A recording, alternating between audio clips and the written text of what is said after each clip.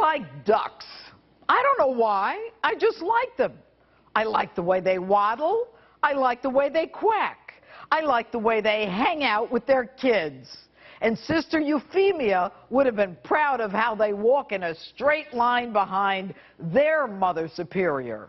So what I want to know is, where are the animal rights activists in this latest Duck Dynasty debacle? And I've never been so humiliated in all my life.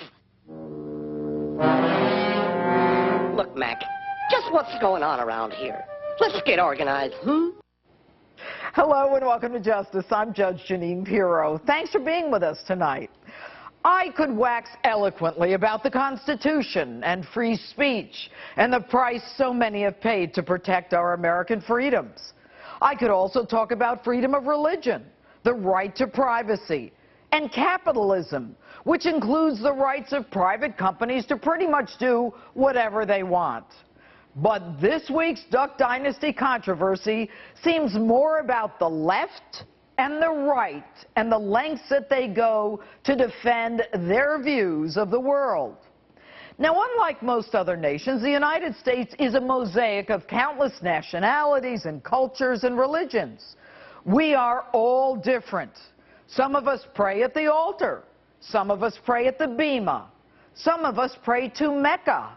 Some of us just don't pray at all. Now, I went to Catholic schools, and I happen to have a Bible in my bedroom.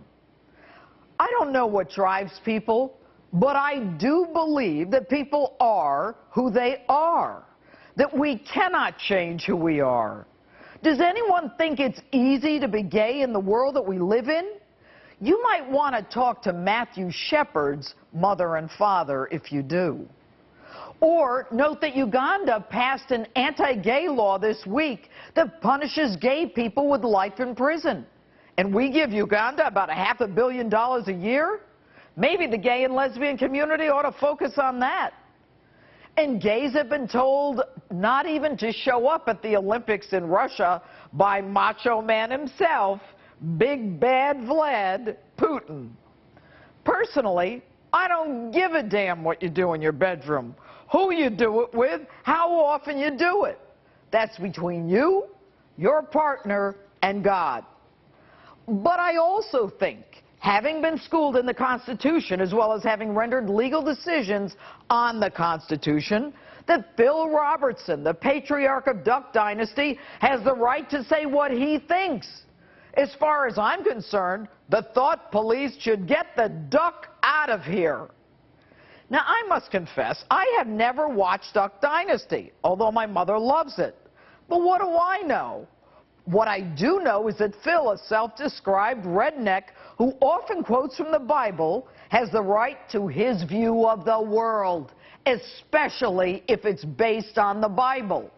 And if it's considered blasphemous for Phil to repeat directly from the greatest book on earth, and that he should be censored for those beliefs, what's next? Will we stop publishing the Bible because some people are offended by what's in it? Will this be America's Kristallnacht? Now, A&E says that in spite of Robertson's First Amendment right to say what he pleases, the graphic language that he used in no way reflects those of the network, saying that their viewers feel safe watching the show with their children. Yet his statements were not even made on A&E. Really, A&E? This is the same network that aired Rodeo Girls with an episode, Bikini or Bust? The same network that did a man-on-man sexual assault in prison, where sexual content, including people in bed together seemingly naked, was aired? Did A&E kowtow to the gay and lesbian community? Maybe. Did they disregard the constitutional rights of Robertson? Maybe. Or did they suspend him based on a morals clause in his contract? Maybe. But in the end, does it matter? When it comes to money, and A&E has made a spectacular amount of it off this show, I suspect a backroom deal will resolve the controversy while the rest of us are in a tailspin, the right and the left using any excuse and any issue to stay at each other's throats. So where do I come down on the Duck Dynasty controversy?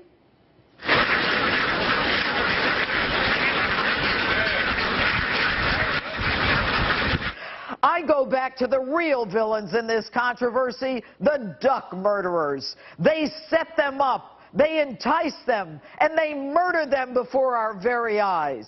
I am personally offended by the torture, the vile torture and killing of innocent, web-footed beings. These babies shouldn't be reduced to victims for sport when clearly the odds are so against them. Ducks have rights. Where are the animal cruelty people? Where are the ducks' rights activists? Even the ducks want to know. And I want to know why PETA doesn't object to duck feathers in pillows and duck feathers in winter coats. I think that we should start our own online petition, not to save Duck Dynasty, but to save the ducks. And no, I don't eat duck and I don't buy duck. Forget Duck Dynasty. Focus on duck justice.